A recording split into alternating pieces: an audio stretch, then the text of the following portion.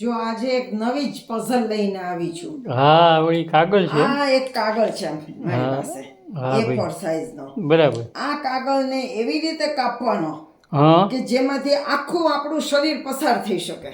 Impossible, કોઈ દી થઈ જ ન શકે. ન થઈ શકે. માથું ન જાય તો શરીર તો ક્યાંથી પસાર થાય? ખભાને બધું આમ ચોરસ અહીંથી વચ્ચેથી કાપીએ તોય ન થાય. તો ખાલી માથું ન પસાર થઈ શકે. માથું ન થાય તો કહું છું. હું કરી દઉં તો આખું શરીર પસાર કરી દઉં. જોઈએ આપણે તેમાં કરી જો તો વધારે સારું. નાના બાળકોની પાસે છે ને કાગળ અને કાતર આવે ને એટલે ઈ કચરો પાડે હા. કાપી કાપીને.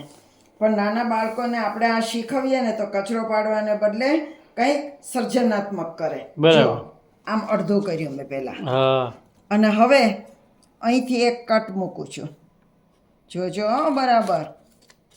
જો અહીંયા કાપ્યું. હા હવે અહીંથી કાપું છું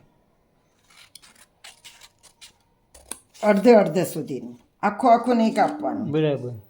પછી પાછી અહીંથી કાપું છું. જો હવે આ બાજુથી કાપું.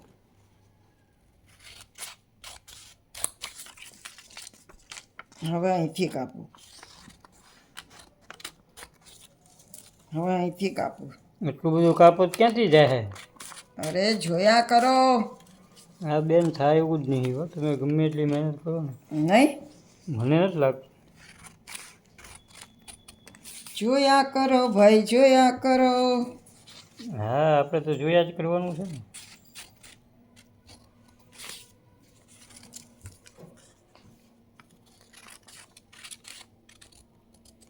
જો આટલું કાપ્યું. હા બરોબર.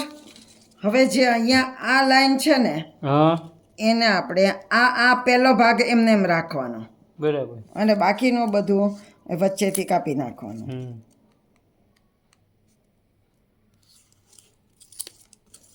તો હવે કહેતી તો હાવ બધું નોખું થઈ ગયું. નોખું થઈ ગયું. જોઈએ. તમારું કંઈક સમજવા ફેર છે એવું લાગે. જો આ બે એમને એમ રાખવાના. હા હવે હું ખોલું છું હો. એલા એ આ તો આખું જો. હા એ જો હા એ આ તો તમે ભાઈ જબરજસ્ત જાદુ કર્યું હે, પઝલ બનાવી. આખો પસાર થઈ ગયો. હા એ આ તો સરસ છે ભાઈ. વાહ ભાઈ વાહ. પસાર થઈ ગઈ. તમે હા. કહેતા હતા કે માથું ન પસાર થાય. હા એ વાત સાચી હો ભાઈ. તો આવી નવી પઝલ લઈને પાછા મળશું. આવજો. હા